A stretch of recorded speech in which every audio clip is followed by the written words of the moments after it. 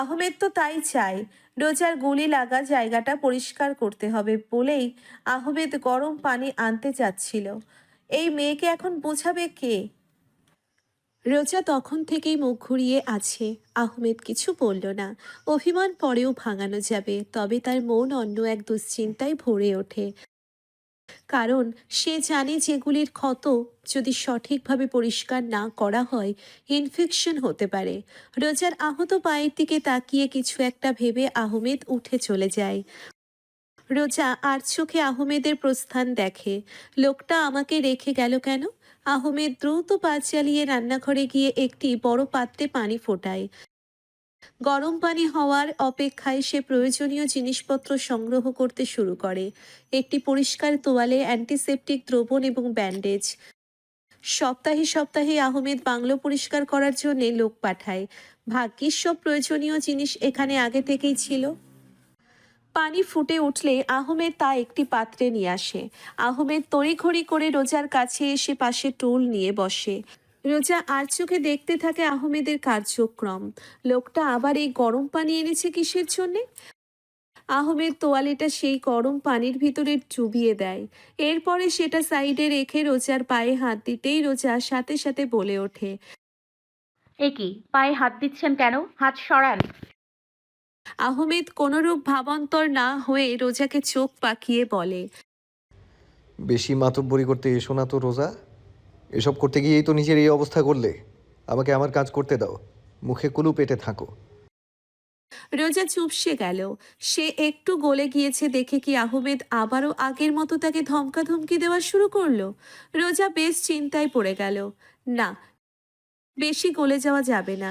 আহমেদ রোজার আহত পাটা হাতে তুলে নিল। যত্ন সহকারে তার পায়ের ক্ষত স্থানে তোয়ালেটা ভিজিয়ে রেখে দিল। গরম পানির স্পর্শে রোজা ব্যথায় একটু নড়ে উঠলেও আহমেদ সাবধানে কাজ করে চলে। প্রথমে গরম পানির সাহায্যে ক্ষত স্থানের চারিপাশ পরিষ্কার করে, যেন কোনো ময়লা বা ধুলো জমে না থাকে। এরপর অ্যান্টিসেপটিক দ্রবণ ব্যবহার করে জায়গাটা জীবাণু মুক্ত করে। রোজা মুখে কিছু না বললেও আহমেদের যত্ন অনুভব করে। তার হাতের স্পর্শ এতটাই কোমল যে রোজা জানে সে তার প্রতিটি ব্যথার প্রতি মনোযোগ দিচ্ছে। ক্ষত পরিষ্কার করে আহমেদ শান্তভাবে ব্যান্ডেজ নিয়ে আসে। যত্নের সাথে জায়গাটায় ব্যান্ডেজ করে। এতক্ষণে যন্ত্রণাটা কমল।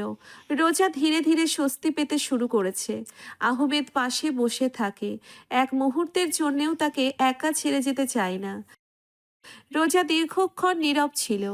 যন্ত্রণার ভারে চোখে তন্দ্রা আসতে চাইছিল, কিন্তু ব্যথা তাকে স্থির থাকতে দিচ্ছিল না। আহমেদ পাশে বসে প্রতিটি মুহূর্তে তার যত্ন নিচ্ছিল, যেন তার নিজের ব্যথা ভুলে গেছে। এক মুহূর্তেই রোজা ধীরে ধীরে চোখ খুলে আহমেদের দিকে তাকালো। তার চোখে অনুরোধের এক গভীর ছায়া, যেন সেই কঠিন শক্ত মেয়েটির সমস্ত প্রহরী এক মুহূর্তে ভেঙে পড়ল। রোজার কণ্ঠ নরম অথচ ভাঙা, যেন ভেতর থেকে আসা কষ্টের প্রতিধ্বনি। শুনুন। আহমেদ তার দিকে তাকায়, চোখে উদ্বেগ। কি হয়েছে রোজা? ব্যথা বেড়েছে নাকি? পানি খাবে? রোজা তার মাথা ধীরে ধীরে নাড়ল, কিন্তু কথা বলতে গিয়ে কণ্ঠ রুদ্ধ হয়ে আসছিল। চোখের কোণে জমে থাকা অশ্রু ছলছল করছিল। কিছুক্ষণ চুপ থেকে সে বলল। আপনি আমাকে আগেই সবকিছু খুলে বলেননি কেন? নিজে তো কষ্ট পেলেন, সাথে আমাকেও শুধু শুধু কষ্ট দিলেন। আগেই সবকিছু বলেননি কেন? আহমেদ মুচকি হেসে তাচ্ছিল্যের সহিত বলল। তুমি সুযোগ দাওনি তাই, বরং উল্টো তো আমায় কত কষ্ট দিলে। রোজার এবার ঠোঁট ভেঙে কান্না আসলো। আহমেদ তড়িঘড়ি করে রোজার মুখখানা হাতের মুঠোয় পুড়ে নিল। আরে মাই কুইন, আমি তো মজা করছিলাম, কাঁদছো কেন বোকা? রোজা তাও কাঁদতেই থাকলো। 3 বছর ধরে জমানো সমস্ত কান্না বেরিয়ে এলো যেন। আহমেদ এবার রোজার আর একটু কাছে গিয়ে বলল। মাই কুইন, তুমি না অনেক স্ট্রং হয়ে গিয়েছো। তুমি তো আগের মতো আর ছিঁচকাদুনি নেই। খেতো না, আমি তো মজা করেছি। শোনো, আমি আমার রোজাকে আর দুর্বলভাবে দেখতে চাই না। আমার রোজা এখন অনেক শক্ত হয়ে গিয়েছে। এখন আমার রোজাকে দেখলে সমস্ত ক্রিমিনালরা ভয়ে কাঁপে, সবাই ভয় পায়। আর তুমি আমার সামনে এভাবে কাঁদছো? জনগণ তো তোমায় মেনে নেবে না মাই কুইন। রোজার কান্নারত মুখের দিকে তাকিয়ে আহমেদ আবারও বলল,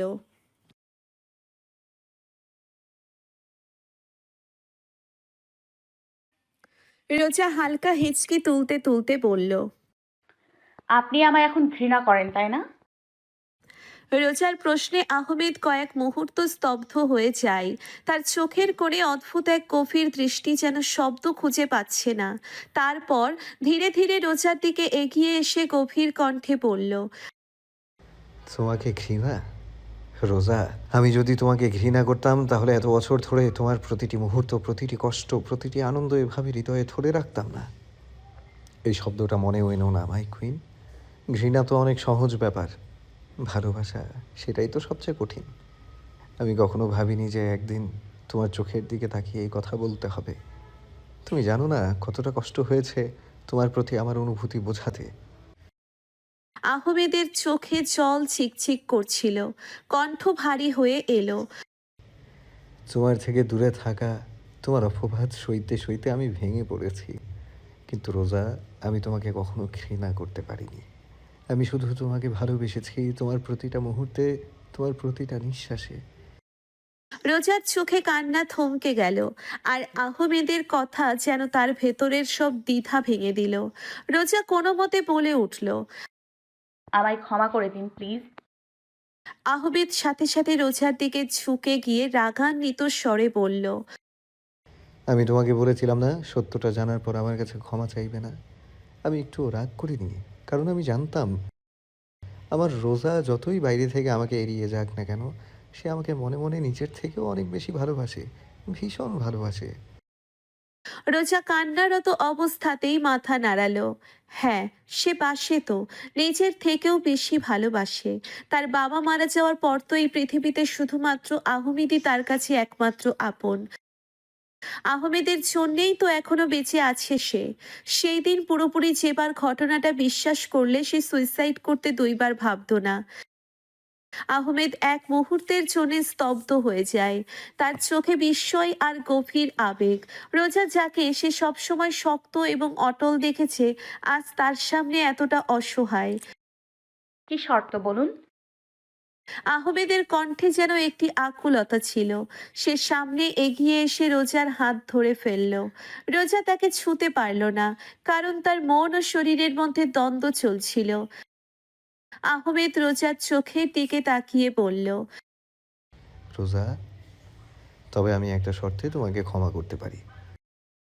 রোজা যেন এরই অপেক্ষায় ছিল, তড়িঘড়ি করে বলে ওঠে। কি শর্ত বলুন?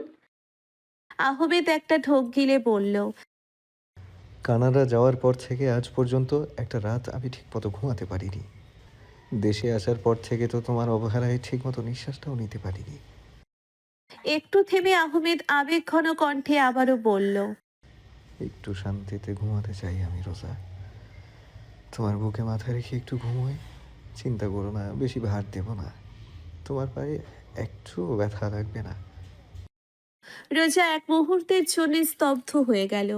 এত আকুল আবেদন, তার চোখের গভীরে ফুটে উঠল এক অজানা মমতার ছোঁয়া। বুকের ভেতর এক অদ্ভুত স্পন্দন শুরু হলো, যেন এই মুহূর্তটি সে নিজের কাছে লুকিয়ে রেখেছিল বহুদিন। রোজার চোখে জল টলমল করে উঠল। ঠোঁটের কোণে এক অশ্রুসিক্ত হাসি ফুটিয়ে তুলে বলল, এমন শর্ত দিলে তো আমি বহুবার ভুল করব। তখন কি হবে? আহমেদ মুচকি হেসে বলল, তখন বহুবার এই বলবান মানুষটিকে তোমার বুকে জায়গা করে দিতে লাগবে। রোজা অশ্রুসিক্ত লোচনেই হাসল। তারপর শুয়ে থাকা অবস্থাতেই ধীরে ধীরে নিজের কাপা দুহাত বাড়িয়ে দিল আহমেদের দিকে, যেন সারা পৃথিবীর ভালোবাসা দিয়ে তাকে নিজের বুকে আঁকড়ে ধরতে চায়। আহমেদ রোজার বাড়িয়ে দেওয়া দুহাতের দিকে তাকিয়ে সময় নিল না, ঝুঁকে গেল রোজার ওপর, যেন পৃথিবীর সব ক্লান্তি এই ভালোবাসার নিভৃত আশ্রয়ে মুছে যাবে। আহমেদ আবেশে চোখ বুজে তার বুকে মাথা রাখল। রোজা তার এক হাত রাখলো আহমেদের পিঠের ওপর, আর এক হাত গলিয়ে দিল আহমেদের চুলে। মৃদু হাতে বুলিয়ে দিতে থাকলো। প্রতিটি স্পর্শে মিশে আছে এক রাশ ভালোবাসা। হৃদয়ের প্রতিটি স্পন্দন যেন একে অপরের মাঝে মিলিয়ে গেল। চারপাশের জগৎটা যেন থেমে গেছে। শুধু ছিল এই নিস্তব্ধ ভালোবাসার স্পর্শ, যেখানে আর কোনো শব্দের প্রয়োজন নেই। বাইরে তখনও বৃষ্টি পড়ছে, প্রকৃতি যেন তাদের এই নিঃশব্দ ভালোবাসার সাক্ষী হয়ে গেছে। রোজার বুকের উষ্ণতায় আহমেদের কষ্ট একটু একটু করে মিলিয়ে যেতে থাকে। এত প্রশান্তির মাঝেই চোখে নেমে আসে গভীর তন্দ্রা। দুজনের মধ্যে নীরবতার গভীরে লুকিয়ে থাকা আবেগ সেই মুহূর্তটিকে আরো ভারী করে তোলে। রোজা যেন নিজেকে সংবরণ করতে চেষ্টা করলো, কিন্তু আহমেদের প্রতি তার আকর্ষণ অসম্ভব ছিল। সে অনুভব করছিল আহমেদ তাকে কতটা ভালোবাসে, এবং সেই ভালোবাসার আকর্ষণে সে যেন তার সমস্ত অসুবিধে ভুলে গেছে। আমি কি উঠে যাব মাই কুইন? কষ্ট হচ্ছে তোমার? আহমেদ চোখ বন্ধ রেখেই বলল, কণ্ঠে উদ্বেগ। রোজা তড়িৎ গতিতে মাথা নাড়ল। পিঠে রাখা হাতের বাঁধন শক্ত করে আহমেদকে আরেকটু জোরে আঁকড়ে ধরে বলল, না, কোথাও যাবেন না। আমার শান্তি কি আপনার সহ্য হয় না? চুপটি করে থাকুন, পারলে ঘুমান তো। নিজে চুপ থাকুন, আমাকেও শান্তিতে থাকতে দিন। আহমেদ চোখ খুলে বলল। রোজার চোখে কান্নার জল জমতে লাগলো। কপট রাগ দেখিয়ে বলল, আপনার ননস্টপ চলন্ত ঠোঁট দুটো আমি সেলাই করে দিব, কিন্তু চুপ থাকুন। আমার ব্যথা নিয়ে ভাবতে হবে না আপনাকে। আমি না ঘুমোলে নীরব থেকে আমাকে একটু ঘুমোতে দিন। 3 বছর পর একটা শান্তিতে ঘুম দিতে চাই। Don't shout. আহমেদ মুচকি হেসে আবেশে চোখ বুঝল। বাংলোর অন্ধকারে তারা একে অপরের নিকটে অনুভূতি ও আকর্ষণের একটি নতুন দিগন্তের দিকে চলতে লাগলো। রাতভর টিপ টিপ বৃষ্টির শব্দে এক অদ্ভুত প্রশান্তি ভরে গিয়েছিল ঘরের ভেতর। বাইরে ঝরে পড়া প্রতিটি ফোঁটা যেন ঘুমের নরম চাদর বুনে দিয়েছিল তাদের চারিপাশে। সেই বৃষ্টির আবেশে আহমেদ রোজার বুকে মাথা রেখে গভীর ঘুমে ঢলে পড়েছিল। রাতটা দুজনের জন্য ছিল এক অমলিন মুহূর্ত। মনের সমস্ত বোঝা যেন ধুয়ে মুছে নিয়ে গিয়েছিল বৃষ্টির ধারা। ভোরের আলো যখন আস্তে আস্তে জানালা দিয়ে ঢুকলো, প্রথমে রোজার ঘুম ভাঙল। সে চোখ খুলে দেখল আহমেদ এখনো তার বুকের কাছে নিদ্রামগ্ন। বাইরে বৃষ্টির পরে তৈরি হওয়া আকাশের সেই হালকা নীলাভ আভা ঘরের ভেতর ছড়িয়ে পড়েছে। আর বাতাসে তাজা মাটির গন্ধ যেন প্রকৃতিও তাদের এই মুহূর্তটিকে পূর্ণতার রূপ দিতে চায়। রোজা মুচকি হেসে নরম হাতে আহমেদের মাথায় আলতো করে হাত বুলালো। তার ঠোঁটের কোণে এক প্রশান্তির হাসি ফুটে উঠল। আজকের সকালটা যেন অন্য রকম, আর 5টা দিনের মতো নয়। এই সকালের সৌন্দর্য এক ভিন্ন আবহে বোনা। বৃষ্টির পরে ধোয়া আকাশ, শীতল বাতাস আর ঘুমের ঘোরে জড়িয়ে থাকা তাদের সম্পর্ক, সবকিছু মিলে তৈরি করেছে এক পরম শান্তির মুহূর্ত। আহমেদ ধীরে ধীরে চোখ খুলল। তার চোখে এখনো ঘুমের আড়ষ্টতা, কিন্তু যখন সে রোজার মুখের দিকে তাকালো, বুঝলো এই সকালটা অন্য সব দিনের মতো সাধারণ নয়। এক নিঃশব্দে তারা একে অপরের দিকে তাকিয়ে রইল, চোখে এক গভীর মমতার ছাপ। যেন প্রকৃতির সাথে মিলে আজ তাদের মনের ভাষাও বদলে গেছে। বাইরে এখনো বৃষ্টির পরে পড়ে থাকা ফোঁটাগুলো লতাপাতায় ঝুলছে। সূর্যের কোমল আলো সেগুলোতে যেন হীরের মতো ঝিকিমিকি করছে। আহমেদের চোখ খুলতেই প্রথমে সে রোজার মুখের দিকে তাকিয়ে থাকলো কিছুক্ষণ। রোজার চুলগুলো এলোমেলো ভাবে পড়ে আছে তার কাঁধে, চোখে যেন গভীর রাতের স্বপ্নের ছায়া। আহমেদ একটুও নড়ল না, যেন এই মুহূর্তটি আরো কিছুক্ষণ নিজের করে রাখতে চায়। রোজার মুখে তার চোখে পড়ল এক গভীর প্রশান্তির ছাপ, আর নরম আলোতে সে যেন আরো সুন্দর লাগছে। আহমেদ ধীরে ধীরে হাত বাড়িয়ে রোজার কপালের উপর দিয়ে কয়েকটা চুল সরিয়ে দিল। সে মৃদু হেসে কণ্ঠে এক আবেগ ঘন কোমলতা এনে বলল, শুভ সকাল মাই কুইন। রোজার চোখে এক ঝলক লজ্জা মিশে গেল, ঠোঁটের কোণে মৃদু হাসি ফুটল। আহমেদ এবার দুষ্টু হেসে বলল, you are looking so hot babe. Roja এবার চোখ পাকিয়ে তাকালো। আপনি আবার শুরু করলেন? আহমেদ হাসতে হাসতে তার হাতটি ধরল, আঙ্গুলগুলো আলতোভাবে ছুঁয়ে বলল, আমি তো এখনো কিছুই করিনি। আপনাকে আর কিছু শুরু করতেও হবে না। সরুন তো, উঠে পড়ুন। হায় আল্লাহ! এই ৭৩ কেজির বস্তাটাকে উপরে নিয়ে আমি সারা রাত ছিলাম। খুবই ভারী আপনি। উঠে পড়ুন, ভর্তা হয়ে যাচ্ছি। আহমেদ কাতর চোখে তাকিয়ে বলল, সারা রাত থাকলাম তখন ভার পেলে না, ভর্তা হলে না, এখন একটু আছে আর তোমার ভাল লাগছে। রোজা কোনো ভাবান্তর না হয়ে রুষ্ট কণ্ঠে জবাব দিল, হ্যাঁ, এখন লাগছে, তখন লাগছিল না। কারণ তখন আমার মুড ছিল। এখন মুড নেই। আমার থেকে একদম ১০ হাত দূরে থাকবেন। দূরে মানে বোঝেন তো? এই যে একদম দূরে। আহমেদ খানিকক্ষণ ড্যাব ড্যাব করে তাকিয়ে রইল। সে বেশ ভালোই বুঝল রোজা সবার সামনে তাকে আবারও ইগনোর করবে। এই মেয়ে শুধুমাত্র কিছু সময়ের জন্যেই আগের রোজাতে রূপান্তরিত হবে। একটা দীর্ঘশ্বাস ফেলে আহমেদ শেষবারের মতো আকুতি ভরা কণ্ঠে জানালো, তোমার কপালে যদি এখন একটা চুমু না খাই, তাহলে আমার সকালটাই তো অসম্পূর্ণ থেকে যাবে। একটা ছোট চুমু খেয়ে নেই, ঠিক আছে? রোজা এবার অন্যদিকে ফিরে হালকা হেসে তার মাথা নিচু করে আহমেদের কাঁধে রাখল। অনুমতির অপেক্ষায় রইল না আহমেদ, টুপ করে তার কপালে ছোট্ট চুমু খেলো। এই ছোট্ট মুহূর্তে তাদের মধ্যে যেন সবকিছু থেমে গেল। সকালের আলো, বাইরের বৃষ্টির ফোঁটা আর ঘরের ভিতরের উষ্ণতা, দুজনেই অনুভব করলো যে এই শান্ত নির্ভেজাল ভালোবাসায় মিশে আছে একটি নতুন দিনের সম্ভাবনা। আর তাদের মাঝে কোনো দূরত্ব নেই। রোজা মৃদু গলায় বলল, এখন উঠে পড়ুন, ওরা চলে আসলো বলে। আহমেদ রোজার হাত আরো শক্ত করে ধরল, মৃদু হেসে বলল, এভাবেই প্রতিটা সকাল তোমার সাথে কাটাতে চাই মাই কুইন, যেন পৃথিবীর সব সৌন্দর্য আমাদের আশেপাশেই ঘুরে বেড়ায়। শ্যামপুর এক অদ্ভুত নির্জনতার মাঝখানে অবস্থিত, যেন প্রকৃতির বুকের উপর ছড়িয়ে থাকা এক নিঃশব্দ অঞ্চল। এখানে দিনের বেলায়ও কোনো শব্দ নেই, মানুষের চলাফেরা নেই। পাহাড়, বন আর পরিত্যক্ত গাছপালার ছায়ায় ঢাকা পড়ে আছে পুরো এলাকা, যেন প্রকৃতিই এখানে একমাত্র সঙ্গী। রাতে সেই নির্জনতা আরো গাঢ় হয়ে আসে। এক অদ্ভুত নিস্তব্ধতার ভেতর জেগে থাকে শুধুই বাতাসের হালকা গুঞ্জন। রোজা আর আহমেদ শ্যামপুর থেকে বেরিয়ে যাওয়ার প্রস্তুতি নিচ্ছে। আকাশে হালকা মেঘ, ভেজা মাটির গন্ধ বাতাসে ভেসে বেড়াচ্ছে। রোজা জানালার ধারে দাঁড়িয়ে বাইরে তাকিয়ে রইল। দূরে কিছু অচেনা পাখির ডাক শোনা গেল, অদ্ভুত, যেন কোনো অজানা সংকেত পাঠাচ্ছে। আহমেদ পেছনে এসে দাঁড়িয়ে বলল, রোজা, আজকে গিয়ে আগে জেবার বিষয়ে একটু ভালো করে খোঁজ খবর নেবে। আবার কেন যেন মনে হচ্ছে জেবা শুধুমাত্র কয়েকদিন ধরে নয়, ও অনেক আগে থেকেই জেকে এর সাথে যুক্ত। রোজা সম্মতিতে মাথা নাড়ল, তার চোখের কোণে অদ্ভুত এক ভাবনা। হ্যাঁ, গত রাতে অত কিছুর মধ্যে কথাগুলো মাথায় আসেনি। কিন্তু এখন মনে হচ্ছে আসলেই জেবা জেকে এর সাথে যুক্ত। সম্পর্কেও হয়তো কিছু একটা হবে।